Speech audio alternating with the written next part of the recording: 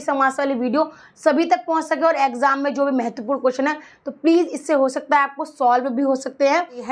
आज मैं आपको बताऊंगी हिंदी की वीडियो में समास किसे कहा जाता है, समास का अर्थ बताऊंगी और संधि समास में आपको अंतर बताऊंगी, उसके भागों को भी बताऊंगी बहुत आसान तरीके से, जो आपको समझने में भी दिक्कत नहीं हो। क्योंकि हमारे हिंदी के जो एग्जाम्स वगैरह रहते हैं उसमें समास से रिलेटेड क्वेश्चन आ जाता है, तो वो क्या होता है कि वो हमको समझ में नहीं आता, तो वो हमको प्रॉब्लम देता है। क्योंकि हमको क्या है, समझ में नहीं आ रहा तो आप करोगे कैसे। तो उसी तरीके से आपको ईजी तरीके सारा सिंपल सी भाषा में समझा दूंगी आपको, ताकि आपको सारी चीज़ें अच्छे से समझ में आ जाए। पॉइंट बाय पॉइंट आपको समझ में आना जरूरी है। उसी हिसाब से शॉर्ट तरीके से लिख के भी दिखाऊंगी आपको, ताकि आप शॉर्ट तरीके को याद करें तो आपको उससे लॉन्ग तरीका बना सके। अगर आपको वीडियो पसंद आए तो प्लीज़ लाइक शेयर कमेंट करना ना भूलें, मेरे चैनल को सब्सक्राइब जरूर कर लें और ज़्यादा से ज़्यादा लोगों के पास शेयर करना ना भूलें और नीचे बेल आइकन को दबाना भी ना भूलें। अगर फेसबुक पर देख रहे हैं तो मेरे फेसबुक पेज को फॉलो करना ना भूलें। तो वीडियो स्टार्ट करेंगे।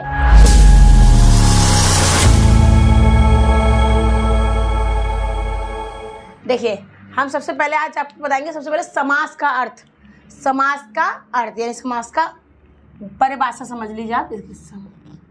समास का अर्थ, क्योंकि हमको पहले सबसे पहला पॉइंट ये पता होना चाहिए कि समास का अर्थ क्या होता है। ठीक है, तो समास का अर्थ क्या होता है तो वो मैं आपको बता देती हूँ। ध्यान से एक चीज़ पॉइंट ध्यान रखिएगा। देखिए, समास क्या होता है कि पहले थोड़ा सुन लीजिए, उसके बाद समास क्या होता है।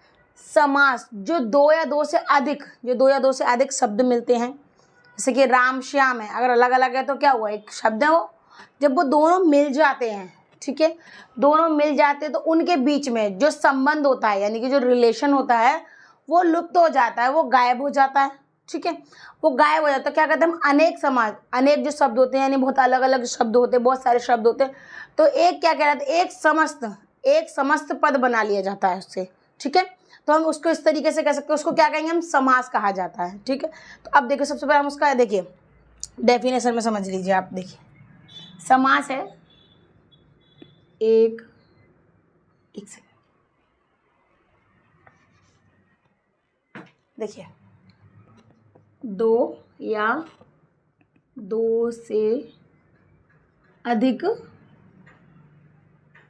शब्द मिलकर, ठीक है, शब्द मिलकर, ठीक है। देखिए, दो या दो से अधिक शब्द मिलकर क्या हो जाते हैं आपके, ये क्या होते हैं, ये मिलते हैं, यानी ये मिलकर क्या हो जाता है इनका, कि इनके मध्य में जो संबंध सूचक होता है वो गायब हो जाता है। देखिए, आपको सीधी भाषा में समझाऊं, इनका रिश्ता गायब हो जाता है, गायब। ठीक है, इनका रिश्ता गायब हो जाता है। जैसे कि मैंने बताया आपको, उनके मध्य में संबंध सूचक यानी कि जो इसका जॉइंट रहने का संबंध का चिन्ह होता है वो यहाँ पर लुप्त हो जाता है, गायब हो जाता है। ठीक है, अब देखेंगे हम कि अनेक शब्दों के लिए एक समस्त पद लिया जाता है, यानी सब सारे पूरे शब्दों के लिए एक समस्त पद लिया जाता है, वो मैं आपको अब देखिए। अब यहाँ पर देखिए एग्जाम्पल देखिएगा, ये एग्जाम्पल बहुत महत्वपूर्ण है, क्योंकि आपको ये अगर समझ में आएगा ना, ये समझ में आएगा तो आपको इसको समझने में भी दिक्कत नहीं होगी। ठीक है, तो अब देखिए, हम सबसे पहले एग्जाम्पल लिया हमने, ये तो हमारा क्या होगा, समास का अर्थ हो गया। अब देखिए, हम कुछ चीज़ें, एक शब्द लेंगे थोड़ा सा बड़ा लेंगे, उसको शॉर्ट में किस तरीके से करना वो मैं आपको बताऊँ। देखिए, सबसे पहले लिखेंगे हम पढ़ से बनी हुई शाला। ठीक है, पढ़ से बनी हुई शाला। देखिए, ये एक एग्जाम्पल है जो आपको बहुत अच्छे तरीके से समझना है, क्योंकि आपको जब तक समझ में नहीं आ रहा तब आप कुछ नहीं कर पाएंगे। ध्यान रखिए, देखिए, पढ़ से बनी हुई शाला। ठीक है, तो हम इनको पहले नंबर देंगे। देखिए, फर्स्ट, सेकंड, थर्ड, 4 एंड 5। तो ये क्या होगा, पढ़ से बनी हुई, हमने सबको अलग अलग नंबर दे दिए। ठीक है, तो इसमें कितने शब्द हो गए, 5 शब्द हो गए, 1 2 3 4 5, ये शब्द हो गए, सारे अलग अलग हो गए क्यों नहीं हुए। लेकिन अब इसमें से मुख्य शब्दों को निकालेंगे, उनको जोड़ देंगे। ठीक है, देखिए समास में ऐसा ही होता है। देखिए, मुख्य शब्द क्या है इसमें, से बनी हुई, ये तो कोई मुख्य शब्द नहीं है। मुख्य शब्द क्या होगा इसमें, देखिए, मुख्य शब्द हो गए इसमें, मुख्य शब्द। ठीक है, जो शब्द हम इसमें से निकालेंगे वो मुख्य शब्द हो जाएगा हमारा। तो देखिए कौन कौन सा हो जाएगा, देखिए, एक तो हो जाएगा हमारा पढ़, ये हो गया। दूसरा वाला हम इसको उठाएंगे, पढ़ शाला। ठीक है, यानी कि 1 + 5। ठीक है, 1 में +5 को कर दिया तो क्या होगा, पर्णशाला। तो ये क्या हो गया, ये इन दोनों शब्दों को जो मिलाकर हमको एक शब्द मिला है, तो ये क्या हो गया हमारा, इसके बीच में से जो 3 शब्द थे वो हट गए, शे बनी हुई ये हट गया, तो ये क्या हो गया हमारा, ये क्या, इसी प्रक्रिया को, इसकी जो प्रक्रिया होती है इस प्रक्रिया को हम क्या बोलते हैं, इस प्रक्रिया को बोलते हैं समास बोलते हैं। क्या बोलते हैं, समास बोलते हैं। अब देखिए इस प्रकार से यौगिक शब्द होते हैं, जैसे कि आपका पर्णशाला है, पर्णशाला बना हुआ है, ठीक है, उसे समास या समस्त पद या समासिक शब्द कहते हैं। अब देखिए मैं लिख दूं यहाँ पर, याद रहेगा तो अभी आपको, देखिए समास, ठीक है, समस्त पद, ठीक है, देखिए समास, समस्त पद और सामासिक शब्द कहते हैं, ठीक है, देखिए सामासिक शब्द। अब ये वाला पॉइंट आपका यहाँ खत्म हो जाता है। देखिए ये क्या है, इनको क्या है, कहते हैं, ठीक है, कहते हैं। अब देखिए आपने समास की डेफिनेशन समझ लिया, आपने अच्छे तरीके से समझ लिया, तो ये आपको सादा तरीके से बताया। अब मैं आपको इससे आगे बताऊंगी, देखिए आगे इसके आगे बताऊंगी आपको। देखिए इसमें क्या होगा, समास और संधि में आपको डिफरेंसेस बताया जाएगा। तो देखिए सबसे पहले हमको मालूम भी होनी चाहिए कि समास की परिभाषा, ठीक है, समास की परिभाषा हमने लिख ली, ठीक है। देखिए अब हमको क्या करना है, अब यहाँ पर हमको संधि और समास में अंतर निकालेंगे हम। तो देखिए उसमें भी अंतर होते हैं और डिफरेंसेस होते हैं, वो आपको बहुत अच्छे समझना है क्योंकि वो डिफरेंस काफ़ी इंपॉर्टेंट होता है। तो देखिएगा संधि और समास में अंतर, ठीक है, इनके दोनों में डिफरेंस दिखाएंगे हम आपको, क्योंकि संधि और समास में अंतर है तो हमको मालूम होना चाहिए कि इसमें क्या अंतर है, तभी तो हम कुछ कर पाएंगे, समझ पाएंगे। जैसा आप समझ लीजिए, तो देखिए इसका फर्स्ट पॉइंट देखेंगे। फर्स्ट पॉइंट क्या है हमारा, कि समास में जो समास में 2 पदों या शब्दों का योग, ठीक है, देखिए समास में 2 शब्दों या पदों का योग, योग का मतलब समझते हैं आप, 2 शब्द हो या 2 पद हो, योग, तो उनका जोड़ देना, ठीक है। और संधि में क्या होता है, देखिए इसी का देख लीजिए, इसी के नीचे वाला पॉइंट है, ये तो हमारे समास की परिभाषा की तरह समझ लीजिए आप। अब देखिए संधि में 2 वर्णों या ध्वनि का योग होता है।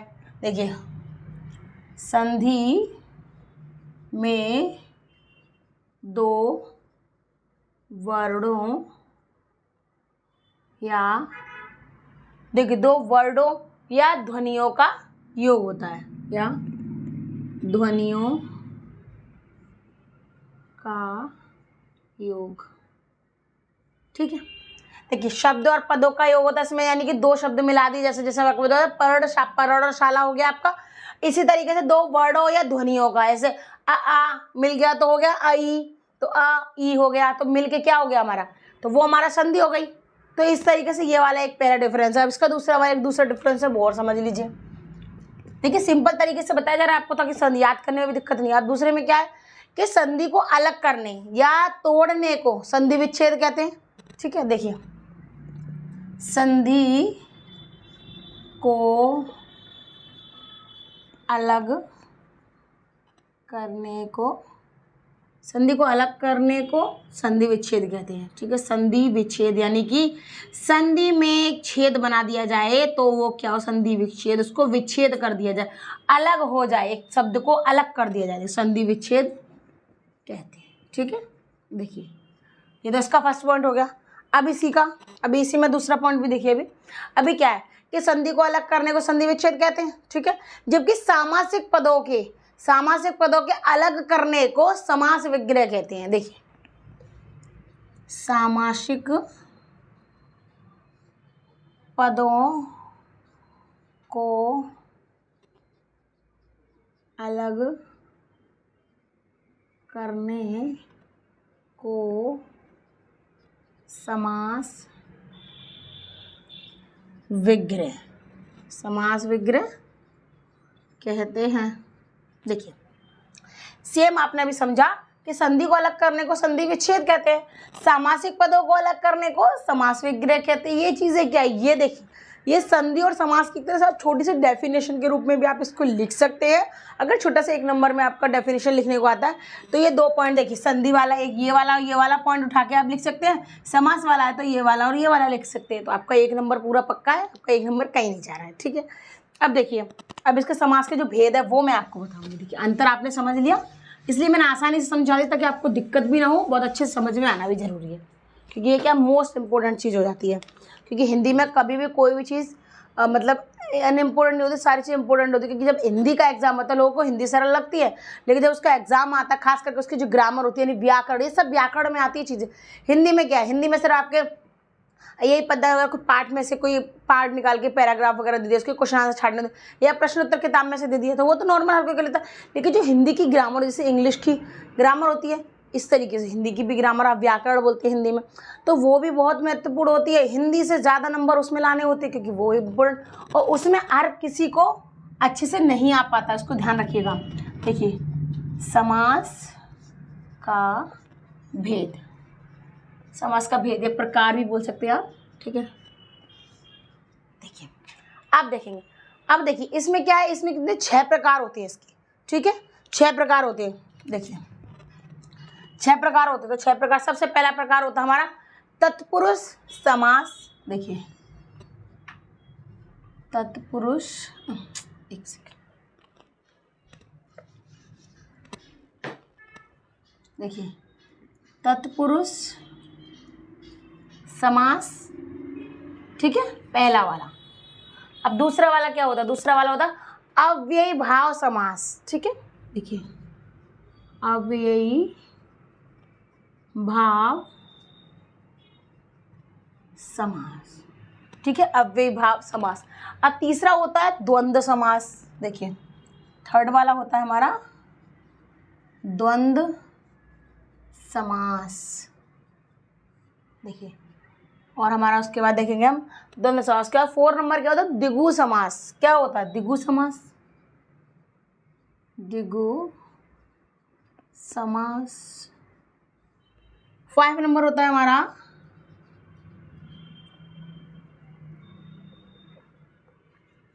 कर्म धारय समास, समास। उसका देखिए इसका लास्ट वाला पॉइंट देखिए, ये होता है बहुब्रीहि, बहुब्रीहि समास, ठीक है। देखिए आप इस चीज को बिल्कुल अच्छे समझ लीजिए, ध्यान समझ लीजिए, ठीक है। बहुब्रीहि समास। देखिए ये हो गए हमारे समास के प्रकार, भेद, ठीक है। तो क्या कितने भागों में विभाजित किया गया है, तो ये चीजें हो गई क्या नहीं हो गई। अब देखिए अब हम थोड़ा सा आगे बढ़ेंगे, तो अब देखिए इसका फर्स्ट वाला पॉइंट देख लीजिए। पहले हम सबसे पहले देखेंगे तत्पुरुष समास, तत्पुरुष समास, ठीक है, तत्पुरुष समास। देखिए सबसे फर्स्ट वाला पॉइंट देखेंगे हम तत्पुरुष समास। तो देखिए तत्पुरुष समास में क्या है, किसकी एक मतलब डेफिनेशन की तरह से होती है, इन सब की होती तो डेफिनेशन होती है। तत्पुरुष समास में क्या होता है, पूर्व पद यानी कि जो पहला पद है उसका वो गौड़ तथा उत्तर पद प्रधान होता है। देखिए पहला यानी कि उसको गौड़ बोला जाएगा, दूसरा इसको प्रधान बोला जाएगा। दोनों पदों के बीच में जो एक परसर्ग यानी कि जो सर्ग रहता है, जो बीच में रह देता शब्द रहता है, वो लोप हो जाता है, ठीक है, लोप हो जाता है। तो परसर्ग, देखिए परसर्ग लोप के आधार पर तत्पुरुष समास के 6 भेद होते हैं, ठीक है। अब इसमें देखिए तत्पुरुष समास भी है, अब इसमें क्या, इसमें भी 6 भाग हैं इसके, तत्पुरुष के अंदर भी 6 भाग है, बाकी सबके एक है, बट तत्पुरुष के अंदर 6 भाग है। तो देखिएगा सबसे पहले हम थोड़े से इसकी डेफिनेशन बताएं, आपको छोटी सी डेफिनेशन बताएंगे। देखिए पूर्व पद गौड़, ठीक है, और उत्तर पद प्रधान। सिंपल सा तरीका, अब आप इसको आराम से इसको बना भी सकते हैं, ठीक है। अब दोनों पद, जो 2 पद है उसके दोनों पदों के बीच में जो परसर्ग रहता है वो लोप हो गया, परसर्ग लोप। देखिए कि पूर्व पद गौड़, उत्तर पद प्रधान, परसर्ग लोप। तो ये क्या हो गया आपका, ये एक तरह से डेफिनेशन हो गई। और इसके क्या होते हैं, इसके 6 भाग हो जाते हैं। तो देखिए इसके भी 6 भाग होते हैं, लिख देते हैं हम 6 भाग, ठीक है। देखिए 6 भाग हम यहाँ पर छोटा सा स्टिकर बना दे, देखिए। ठीक है, अब देखिए यहाँ हो गए 6 भाग। सबसे पहला रहेगा कर्म तत्पुरुष। देखिए का नंबर देखेंगे इसका, कर्म तत्पुरुष। सबसे पहला होता है कर्म तत्पुरुष। ठीक है, कर्म तत्पुरुष। तो इसमें क्या होता है, ये क्या होता है, को का लोप हो जाता है, इसमें को का लोप हो जाता है। जैसे कि आप देखिएगा, हम ऐसे यहाँ कुछ लिख देंगे, देखिए इसे हमने लिख दिया मतदाता। ठीक है, मतदाता। तो को जो शब्द होगा इसमें उसका क्या होगा, लोप होगा। तो देखिए मत को देने वाला, तो हमने क्या कर दिया, मत को देने वाले को हम क्या कर देंगे, मतदाता। तो देखिए यहाँ पे लिख देते हैं मत को देने वाला। ठीक है, अब देखिए मैंने आपको बताया को लोप हो जाता है, इसमें को लोप हो जाता है। तो ये देखिए ये यहाँ पर क्या है, को हटा दिया जाएगा तो हमारा ये निकलेगा मतदाता, मत को देने वाला मतदाता। ठीक है, अब इसी तरीके से इसका दूसरे एक एग्जाम्पल और सुन लीजिए। जैसे कि लिखा हमने ग्रह कट, ग्रह कट लिखा हुआ है, तो आप उसको कैसे लिख सकते हैं कि ग्रह को काटने वाला, पहले लिखा होगा ग्रह को काटने वाला, उसमें से को आपने लोप कर दिया, जैसे ये रहा को आपने लोप कर दिया, तो क्या हो गया, ग्रह कट हो गया कि नहीं हो गया। तो ये यहाँ पर ये चीज़ होएगा। यहाँ पर देखिए हम छोटा सा लिख देते हैं, आपको समझ में नहीं भी आसानी हो। देखिए को लोप। ठीक है, ये देखिए इस वाले के साथ में। ठीक है, अब इसका खा वाला पॉइंट देखेंगे हम। खा पॉइंट क्या है इसका, खा पॉइंट है इसका करण तत्पुरुष। करण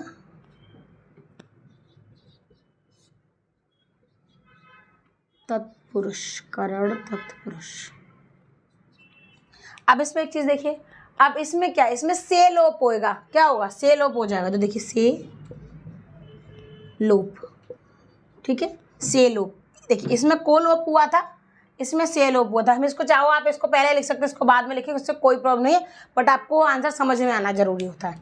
ठीक है, अब देखिए इसमें करण तत्पुरुष में क्या से लोप हो गया, क्या हो गया, से लोप हो गया। तो अब देखिए हम लिख देते हैं यहाँ पर गुणों से हीन। देखिए ये लिखा हुआ है। तो अब क्या है, जब करण तत्पुरुष बनाएंगे तो से को हटा दिया जाएगा, तो क्या हो जाएगा, गुणहीन हो जाएगा। क्या हो जाएगा, गुणहीन हो जाएगा। गुणहीन का मतलब है जिसके अंदर जो गुण थे वो कुछ भी नहीं, उसमें बिना गुण का है इंसान। गुण का मतलब खाने वाला गुण नहीं, किसी के अंदर उसके लक्षण बताए जाते हैं उसको गुण कहा जाता है। ठीक है, जैसे कहते हैं अरे भैया उसके अंदर तो बहुत अच्छे गुण हैं, बहुत संस्कारी है, बहुत अच्छा, तो ये चीज़ें गुण कहलाती हैं, खाने वाला गुण नहीं कहलाता, ध्यान रखिएगा इसको। अब देखिए इसका गा वाला पॉइंट देखिएगा, इसका पॉइंट गा क्या है, गा है संप्रदान तत्पुरुष। ठीक है, देखिए संप्रदान तत्पुरुष, संप्रदान तत्पुरुष। ठीक है, अब देखिए संप्रदान तत्पुरुष सॉरी संप्रदान तत्पुरुष में क्या है कि के लिए हो जाता है, वो लोप हो जाएगा। क्या हो जाएगा, के लिए। ठीक है, के लिए, तो के लिए हो गया, क्या हो गया, तो के लिए क्या हो जाएगा, लोप हो गया कि नहीं हो गया। देखिए अब इसमें क्या है, लोप किया जाता है। तो सबसे इनकी बस कुछ नहीं करना है आपको, इनके बस इतना याद रखिएगा शब्द को, बस यहाँ से हटेगा, यहाँ से को हटेगा, ऐसे के लिए हटेगा। ये आपने देखा होगा, जैसे हम समास वगैरह आपने पढ़े होंगे तो उसमें क्या वचन वगैरह इस तरीके से कारक वगैरह दिखाते हैं, वहाँ पर भी आपको इस तरीके दिखाते हैं, उसके आगे दिखाया जाता है कि संप्रदान कौन से होते हैं, के लिए होता है, वो संप्रदान हो गए। तो ये वही चीज़ है, बट आपको थोड़ा सा डिफरेंसेस है, तो वो आपको ध्यान से समझ लेना होगा। अब इसका क्या लिख सकते हैं हम, जैसे कि युद्ध के लिए भूमि। देखिए युद्ध के लिए भूमि। ठीक है, अब देखिए युद्ध के लिए भूमि। अब हम यहाँ से के लिए निकाल दिया जाए, के लिए हमें निकाल दे, क्योंकि इसमें दे रहा है, इसको हटा देंगे तभी तो उसके बाद तो संप्रदान बनेगा। तो हम इसमें लिख सकते हैं युद्ध भूमि। देखिए युद्ध भूमि। तो ये क्या बन गया हमारा, ये हमारा बन गया संप्रदान तत्पुरुष। क्या बन गया, संप्रदान तत्पुरुष। ठीक है, अब इसका देखिए घा नंबर देखिए, अब इसका देखिए घा नंबर क्या है, घा नंबर है अपादान तत्पुरुष। ठीक है, अपादान तत्पुरुष, अपादान तत्पुरुष। देखिए अपादान तत्पुरुष में क्या होता है, से लोप किया जाता है, इसमें भी से ही होता है। देखिए से लोप किया जाता है, से लोप किया जाएगा इसमें भी। ठीक है, अब उसके बाद ध्यान रखें हम इसे कैसे लिख सकते हैं, इसमें थोड़े से डिफरेंसेस हो जाएगा। तो कैसे लिखेंगे आप, जैसे कि हमें लिखा जन्म से अंधा। क्या लिखा, जन्म से अंधा। जन्म से अंधा। ठीक है, देखिए हम ऐसे लिख सकते हैं कि जन्म से अंधा। तो ये क्या चीज़ है पता है, ये ऐसी चीज़ है जो मतलब बिल्कुल ही नहीं हो सकती, अब उस सही मतलब नहीं हो सकती है, तो वही चीज़ है। अब देखिए जन्म से अंधा, तो हम क्या लिख सकते हैं इसको, इसमें से हमने क्या करना है, से हटाएंगे, से हटाएंगे तो क्या हो जाएगा, जन्मांध हो जाएगा। क्या हो जाएगा, जन्मांध। ठीक है, तो देखिए जन्मांध, ठीक है, जन्मांध। ठीक है, ये जन्मांध, ये हो गया हमारा। ऐसे हम इसे दूसरा भी कर सकते हैं, जैसे धन से हीन तो धनहीन। ठीक है, अब इसके आगे वाला पॉइंट देखिए, अब इसके घा के आगे वाला पॉइंट देखिए। देखिए इसी तरीके से ये चीज़ें क्या है, ये इंपॉर्टेंट चीज़ आपको बताई जा रही है, तो आपको ध्यान समझनी है, ये सारे पॉइंट्स आपको ध्यान समझना। अब देखिए घा के बाद बताएंगे आपको।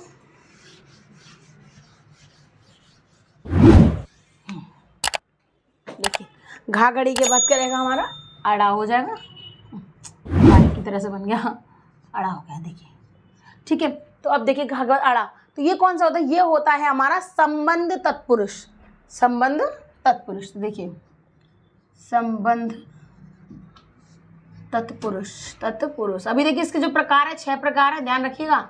6 में से पहले के ही प्रकार चल रहे हैं, पहले का 5वां चल रहा है, अभी ध्यान रखिएगा इसमें। अब देखिए इसमें क्या है कि का लोप होएगा, का लोप हो जाएगा, इसमें से क्या हो जाएगा, का लोप हो जाएगा। तो देखिए का लोप हो जाएगा तो हम इसमें कैसे लिख सकते हैं, जैसे कि हम लिख सकते हैं प्रेम का सागर लिख सकते हैं, भारत का रतन भी लिख सकते हैं। ठीक है, देखिए जैसे कि हम लिख दिया प्रेम का सागर। ठीक है, अब देखिए का को लोप किया जाएगा तो क्या बन जाएगा, प्रेम सागर। प्रेम सागर, बहुत से लोगों का नाम भी होता है, देखिए प्रेम सागर। ठीक है, तो इस तरीके से का को लोप कर दिया गया तो प्रेम सागर हो गया। भारत का रत्न हुआ तो उसमें से का डिफरेंस, का को लोप कर देंगे यानी हटा देंगे उसमें, तो भारत रत्न हो गया। ठीक है, अब इसी तरीके से घा के बाद, इसके अड़ा के बाद चा देखेंगे। चा कौन सा होता है, चा होता है हमारा अधिकरण तत्पुरुष। देखिए अधिकरण तत्पुरुष। ठीक है, अधिकरण तत्पुरुष। चलो अब देखो इसमें क्या लोप होगा, इसमें क्या होगा, अधिकरण कारक में और पर, इसमें 2 शब्द लोप हो जाएंगे। देखिएगा फर्स्ट नंबर रहेगा हमारा में, ठीक है, दूसरा रहेगा हमारा पर, ये दोनों शब्द लोप हो जाएंगे। ठीक है, में भी लोप होगा, पर भी लोप होगा। ठीक है, अब देखिए सबसे पहले हम देखेंगे नीति में निपुण। ठीक है, नीति में निपुण। देखिएगा यहाँ पर क्या है, यहाँ पर में लगा हुआ है, मैंने बताया आपको में हटेगा तो क्या हो जाएगा, नीति निपुण हो जाएगा। क्या हो जाएगा, नीति निपुण। ठीक है, नीति निपुण हो जाएगा। ठीक है, अब देखेंगे उसके बाद आगे बढ़ के देखेंगे इसका। देखिए अब पर वाला एक देख लेंगे, जैसे आत्मा पर विश्वास। आत्मा पर विश्वास, देखिए आत्मा पर विश्वास, ऐसे शब्द ढूंढते हैं जिसके बीच में पर लगा हुआ हो, में लगा हुआ हो। तो उसके बाद क्या, आत्मा पर विश्वास। आत्मा का मतलब भूत प्रेत वाली आत्मा नहीं, अपने ऊपर जो हमारी आत्मा होती है हमको उस पर विश्वास है, तो हम क्या लिखते हैं, आत्मविश्वास। कहते हैं ना अपना कॉन्फिडेंस रखना चाहिए, अपने अंदर आत्मविश्वास रखो, आप कर सकती हो इस चीज़ को। ठीक है, तो अब देखिए हम क्या लिख सकते हैं, आत्मविश्वास, आत्मविश्वास, विश्वास। ठीक है, तो देखिएगा ये वाले सारे पॉइंट यहाँ पर खत्म हो जाए, तत्पुरुष समास के सारे पॉइंट यहाँ पर खत्म होंगे। अब आपको उसका दूसरा वाला पॉइंट बताया जाएगा। दूसरा वाला पॉइंट हमारा क्या था, देखिए दूसरा पॉइंट है हमारा अव्ययी भाव समास। ठीक है, देखिए हाँ, अब देखिए आप, फर्स्ट पॉइंट था तत्पुरुष समास, उसी की साइड चीजें मैंने आपको बता दी और समझा दी। अब देखिए अब इसका सेकंड वाला समझ लीजिए। अव्ययी भाव जो समास होता है उसमें क्या होता है, हमारा पूर्व पद अव्यय होता है। क्या होता है, देखिए पूर्व पद अव्यय। ठीक है, पूर्व पद क्या होता है, अव्यय होता है। और यह वाक्य में क्या है, यह वाक्य में क्रिया विशेषण का कार्य करता है। क्या करता है, देखिए इसी के आगे देखिए, वाक्य में, मैं शॉर्टकट तरीके से लिखवा रही हूँ, वाक्य में क्रिया विशेषण का कार्य। ठीक है, विशेषण का कार्य। देखिए डेफिनेशन आपकी पूरी हो गई, कम से कम 1-1.5-2 लाइन की होगी, बट मैंने आपको शॉर्ट में लिखा दी कि पूर्व पद अव्यय होता है, वाक्य में क्रिया विशेषण का कार्य करता, हो गया नहीं हो गया, सिंपल सा है, बहुत आसानी से आप इसको लिख सकते हैं। आप देख लें, इसका एग्जाम्पल देख लेते हो, यानी कि उदाहरण देख लेते हैं। जैसे उसका उदाहरण देखेंगे हम, तो उसके उदाहरण जैसे हम लिख सकते हैं ऐसे स्थान के अनुसार, ऐसा लिख सकते हैं। जैसे कि देखिए स्थान के अनुसार, स्थान के अनुसार, तो स्थान के अनुसार को हम क्या लिख सकते हैं, यथा स्थान, यथा स्थान। देखिए यहाँ ये क्या, स्थान के अनुसार यानी यथा स्थान, इसमें दे रहा है पूर्व पद अव्यय, यानी ये वाला अव्यय है, ठीक है। अब देखिए इसमें हम दो और भी देख सकते हैं आप, इसकी प्रत्येक दिन हो गया तो आप उसको प्रतिदिन लिख सकते हैं, जीवन भर हो गया तो उसको आजीवन लिख सकते हैं। तो ये चीज़ें क्या है, आप इसमें एग्जाम्पल के तौर में आप इसको लिख सकते हैं। अब देखिए थर्ड वाला पॉइंट, देखिए इसका थर्ड वाला पॉइंट क्या है, इसका द्वंद्व समास। मैं आपको बहुत आसानी से समझा रही हूँ, ज़्यादा डेफिनेशन बड़ी नहीं लिखवा रही, क्योंकि डेफिनेशन तो आपको नॉर्मली मिल जाती है, लेकिन शॉर्टकट तरीके से आप समझेंगे तो इसलिए आराम से समझ सकते हैं, इसलिए मैं आपको शॉर्ट तरीका ही बता रही हूँ। अब देखिए, अब हमारा द्वंद्व समास ले लीजिए आप, तो द्वंद्व समास में क्या होता है, द्वंद्व समास में क्या होता है कि पूर्व पद और उत्तर पद दोनों ही प्रधान होते हैं, ठीक है। देखिए पूर्व पद और उत्तर पद दोनों प्रधान, देखिए प्रधान, दोनों प्रधान, ठीक है। देखिए दोनों प्रधान होते हैं। अब देखिए पूर्व पद उत्तर पद दोनों प्रधान, ठीक है, सिंपल चीज़ है। अब उसके बाद देखिए ऐसे आता है, हम इसका अर्थ की दृष्टि से, मतलब इसको आंसर की दृष्टि से हम ऐसे लिख सकते हैं कि दोनों का स्वतंत्र अस्तित्व होता है, यानी इनका जो अस्तित्व होता है स्वतंत्र होता है, मतलब किसी की कैद में नहीं होता, सिंपल सा बात है, किसी के कैद में होता है। इनके बीच में संयोजक शब्द होता है, उसका लोप हो जाता है। देखिए इसी में लिखवा दे रही हूँ, संयोजक शब्द का लोप, ठीक है, संयोजक शब्द का लोप हो जाता है इसके बीच में। देखिए बीच में या मध्य में लिख सकते हैं आप, बीच में कुछ भी लिख सकते हैं, ठीक है। अब देखेंगे इसका एग्जाम्पल। देखिए इसमें एग्जाम्पल्स के जरिए समझ में आता है आपको कि इसमें क्या है, ठीक है। आप ऐसे प्रधान वगैरह चीज़ें कम समझ में आएंगी, लेकिन आप एग्जाम्पल के यानी उदाहरण के द्वारा समझेंगे तो बहुत अच्छे समझेंगे। अब देखिए इसमें क्या दे रहा है कि पूर्व पद और उत्तर पद दोनों प्रधान है, यानी कि दोनों एक अच्छे तरीके से जो लिखे हुए नाम है, जिनको किसी और चीज़ की ज़रूरत नहीं है, ठीक है। तो देख लीजिए, सबसे पहले हम लिख लेते हैं पाप और पुण्य, ठीक है। देखिए पाप और पुण्य। अब देखो पाप है, इसको किसी शब्द की ज़रूरत है, सपोर्ट के लिए ज़रूरत है, नहीं है। पुण्य है, उसको ज़रूरत है कि नहीं है, किसी को जरूरत है, तो दोनों प्रधान हो गए, सिंपल सी बात है, दोनों प्रधान हो गए। इनका जो अस्तित्व होता है वो खुद एक स्वतंत्र होता है, आजाद, क्योंकि इनको अगर आप कहीं लिख दिया कि तुमने पाप किया है, आपने बोला, तो आपको पाप का शब्द है वो किसी को समझाने की जरूरत नहीं हो, डायरेक्टली समझ में आ गया, उसके सपोर्ट में देने की जरूरत नहीं है कि आप कोई पेड़ खड़ा कर रहे हो, आपको उसके साइड में डंडा लगाओ, उसमें लकड़ी लगाओ, वो लगाओ, ऐसा नहीं करना है आपको। इसमें क्या सिंपल सी बात है। तो ये क्या चीज़ है आपका पाप और पुण्य, वो सीधा सीधा आपको समझा देता है, ठीक है। अब इसको क्या है, इसमें क्या बीच में संयोजक शब्द का लोप, यानी कि जो और लिखा है संयोजक शब्द, इसको हटा दो तो क्या हो जाएगा, देखिए पाप पुण्य, ठीक है। देखिए पाप और पुण्य था, पाप पुण्य हो गया। अब ऐसे भाई और बहन हो गए, माता और पिता हो गए, राम कृष्ण हो गए, सीता और मिला हो, मतलब इस तरीके से आप दो शब्द हो तो उसमें से और निकालो और सीधा सीधा आपका द्वंद्व समास वाला बन जाएगा, यानी कि दो समास हो गए, इसमें दो ये अलग अलग हो गए। तो ये क्या हो गया आपका, ये वाला इसका थर्ड वाला पॉइंट हो गया। अब मैं आपको इसका बताऊंगी चौथा पॉइंट है, 4 नंबर पॉइंट। देखिए बहुत इजी है, अगर आप ध्यान से समझ लेंगे ना तो आपको दिक्कत भी नहीं होगी, बहुत अच्छा नहीं समझ में आएगा।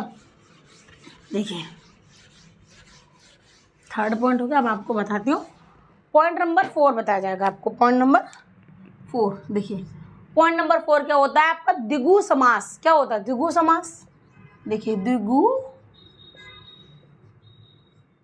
समास, ठीक है। अब देखिए द्विगु समास, तो देखिए ये इसी तरीके से आप समास को मैं आपको बहुत आसानी तरीके से समझा रही हूँ ताकि आपको भी दिक्कत नहीं आनी चाहिए और आराम से आप इसको अच्छे तरीके से कर पाएंगे और अच्छे तरीके से आपको समझ में भी आना ज़रूरी है। इसलिए आपको छोटे छोटे डेफिनेशंस में यानी छोटे छोटे भागों में आपको बता दे रही हूँ। अब देखिए हमने डाला है द्विगु समास। तो द्विगु समास क्या होता है, पहले आप सीधा सीधा छोटी सी डेफिनेशन है इसकी।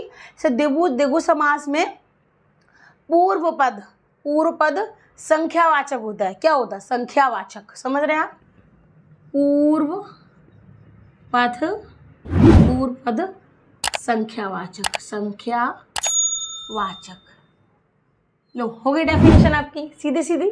द्विगु समास में पूर्व पद संख्यावाचक होता है। तो ये क्या हमारा, ये सिंपल सा है, ये हो गया। अब देखिए उसमें क्या, अब हम इसके आपको उदाहरण बताएंगे, आपको एक उदाहरण बताएंगे, एक बताएं दो बताएं, वो उदाहरण आप देख लीजिए तो देखिएगा। अब हम उदाहरण आपको बताएंगे। तो सबसे पहले देखेंगे, जैसे कि हमने देखा कि 7 दीपों का समूह, 7 दीपों का समूह। देखिए 7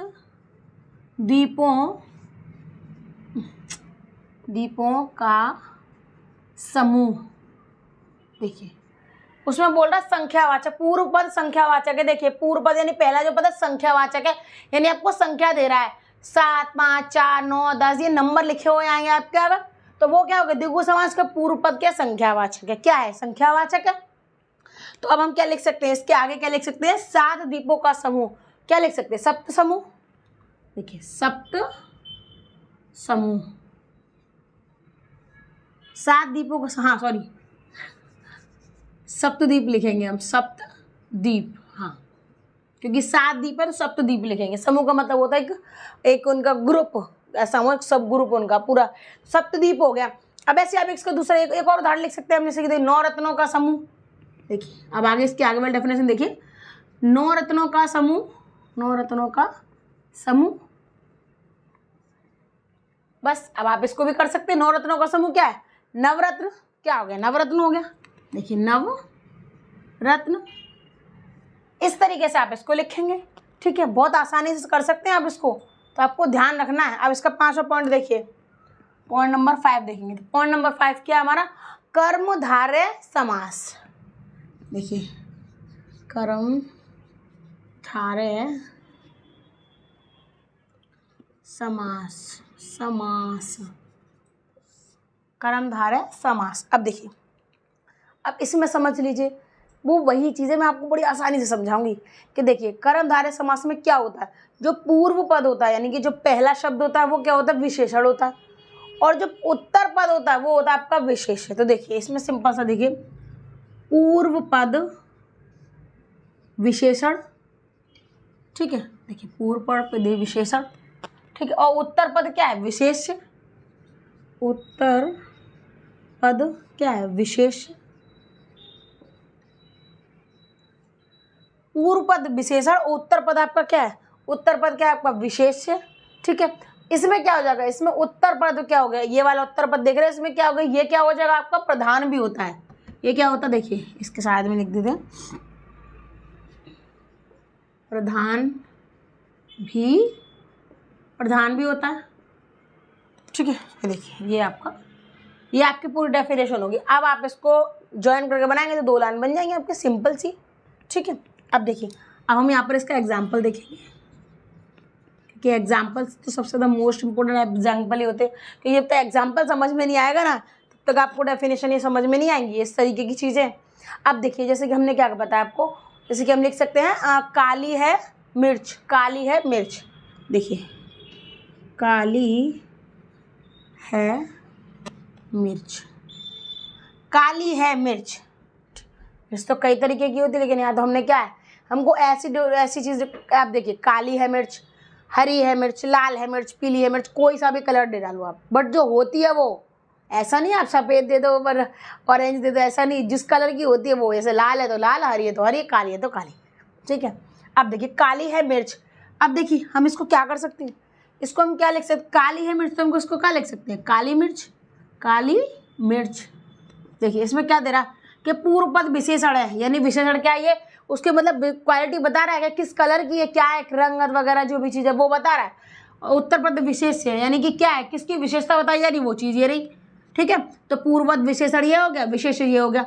अब क्या है, ये जो क्या ये मिर्च है, ये प्रधान है, क्योंकि आपके कई कलर की हो सकती है, लेकिन मिर्च तो आप मिर्ची लिखोगे ना, उसको काली नीली पीली हरी कलर चेंज कर सकते हो, लेकिन आप मिर्च को तो मिर्ची लिखोगे, इसलिए क्या दे रहा है, ये प्रधान भी होता है। ठीक है, देखिए सारी डेफिनेशन को आपको एक ही बार मैंने छोड़ के बता दिया आपको एकदम आसानी से, ठीक है। अब आप ऐसे लिख सकते हैं नीला है कमल, नीला है कमल, है कमल, ठीक है। नीला है कमल तो आप लिख सकते हैं नील कमल, नील कमल। देखिए एग्जाम्पल भी आपको ऐसे बताएं जो आपको बहुत आसानी से समझ में आने चाहिए, ठीक है। तो ये वाला क्या हो गया आपका 5वां पॉइंट हो गया, 5वां पॉइंट। अब मैं आपको बता दूंगी पॉइंट नंबर 6 नंबर, देखिए पॉइंट नंबर 6 देखिए। तो पॉइंट नंबर 6 यानी कि लास्ट वाला है, तो क्या है बहुब्रीहि समास, क्या है बहुब्रीहि समास, ठीक है। देखिए बहुब्रीहि समास, अब ये चीज़ें, ये तो लास्ट वाला पॉइंट है तो उसको ध्यान समझ लीजिएगा कि बहुब्रीहि जो समास होता है उसमें दोनों पदों के मध्य में यानी कि बीच से एक विशेष अर्थ का बोध होता है, ठीक है। अब जैसे कि आपको समझाऊं आपको, जैसे कि आपके समझ के दो शब्द के बीच, देखिए दोनों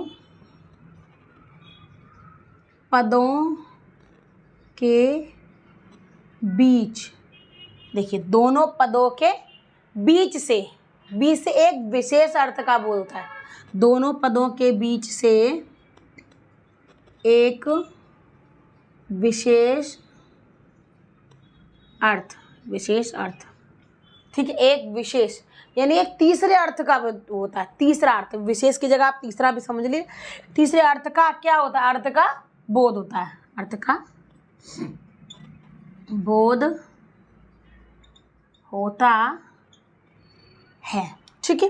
अब देखिए लास्ट है, बिल्कुल लास्ट है, तो देखिए इसका एग्जाम्पल और देख लीजिए, क्योंकि इसका एग्जाम्पल थोड़ा सा डिफरेंस रहेगा, आपको थोड़ा सा आपको हार्ड भी लग सकता है, ठीक है। तो वो आप ध्यान समझ लीजिए इसका डिफरेंस, इसका देखिए इसका उदाहरण क्या समझे, उसका उदाहरण समझ लीजिए आप। जैसे कि हमने लिख लिया जैसे गिरि को धारण करने वाला अर्थात श्री कृष्ण, ठीक है। तो अर्थात में भी लिखा जाएगा, इसमें क्या दे रहा था आपने, ध्यान समझा आपने कि दोनों पदों के बीच से एक तीसरे अर्थ का बोध होता है। तो देखिए गिरि को धारण करने वाला यानी कि दो पद हो गए, इसमें गिरि हो गया और धारण हो गया, इसमें क्या है, क्या अर्थ, इसका क्या है, तीसरा जो विशेष, जो इसमें विशेष दिया है, तीसरा दिया गया, वो क्या कर रहा है, वो अर्थ का बोध हो रहा है, यानी कि अर्थात श्री कृष्ण, यानी गिरि को धारण करने वाले कौन है, श्री कृष्ण। तो आप उनको क्या बोल सकते हैं, तो वो देखिएगा गिरि को धारण करने वाला अर्थात श्री कृष्ण, ठीक है। देखिए गिरि को धारण करने वाला अर्थात श्री कृष्ण, तो देख लीजिए आप सीधा सीधा कि दोनों पदों के बीच में से, ये दो पद हैं उनके बीच में से क्या हो रहा है, अर्थ का बोध हो रहा है, धारण करने वाला, गिरि को धारण करने वाला, इधर कृष्ण लिखा, तो क्या हो जाएगा हमारा गिरधर, क्या हो जाएगा गिरधर, देखिए गिरधर, जो गिरि को धारण करता है उसको कहते हैं गिरधर। आपने आरती भी सुनी होगी तो कहते गिरधर, कृष्ण जी की आरती में गिरधर बोलते तो उनको गिरधर बोला जाता। अब आप ऐसे देखिए इसका एक उदाहरण और समझ लीजिए, जैसे कि नीला है कंठ जिनका अर्थात शिव जी, आपको पता है कि शिव जी का कंठ मतलब गला, क्योंकि उन्होंने विष पिया था उस टाइम, अमृत जो पिया था उन्होंने सभी देवता को बचाने के लिए, तो वो क्या होगा, इनका कंठ हो गया, नीला हो गया, तो उनको क्या बोलते हैं, उनको बोलेंगे नीलकंठ। तो नीला है कंठ जिनका अर्थात शिव जी, नीलकंठ, ठीक है। अब ऐसे और समझो, जैसे मक्खी को चूसने वाला अर्थात कंजूस, मतलब मक्खी ऐसा नहीं कि जानवर जो मक्खी होती है उसको चूस लिया, वो नहीं, मैं कहते हैं मक्खी चूस, यानी कि तुम तो पूरे के पूरे मक्खी चूसो भाई, तुम लोग तो बिल्कुल खर्च नहीं कर सकते। कंजूस, जो कभी भी किसी के लिए 1 रुपया खर्च ना करने को राजी हो, उसको क्या बोलते हैं, कंजूस। तो हम इसको डायरेक्टली से बोल सकते हैं मक्खी चूस, अरे भैया कंजूस हो तुम, पूरा मक्खी चूस हो। तो ये क्या है, ये उदाहरण है, इसका एग्जाम्पल है, ऐसा नहीं है कि आपने कुछ और समझे। तो ये क्या है, ये इस तरीके से आपके समास के मैंने आपको भेद बताए, डेफिनेशन बताई, आपको प्रकार संबंध, मतलब सारी चीज़ें मैंने आपको अपनी पूरी वीडियो में आपको बिल्कुल एक एक पॉइंट करके समझा दी है। अगर आपको वीडियो पसंद आए तो प्लीज़ लाइक शेयर कमेंट करना ना भूलें, मेरे चैनल को सब्सक्राइब जरूर कर ले, ज़्यादा से ज़्यादा लोगों के पास शेयर करना ना भूलें, ताकि मेरी समास वाली वीडियो सभी तक पहुंच सके। और एग्जाम में जो भी महत्वपूर्ण क्वेश्चन है तो प्लीज़ इससे हो सकता है आपको सॉल्व भी हो सकते हैं। अगर आपको वीडियो पसंद आए तो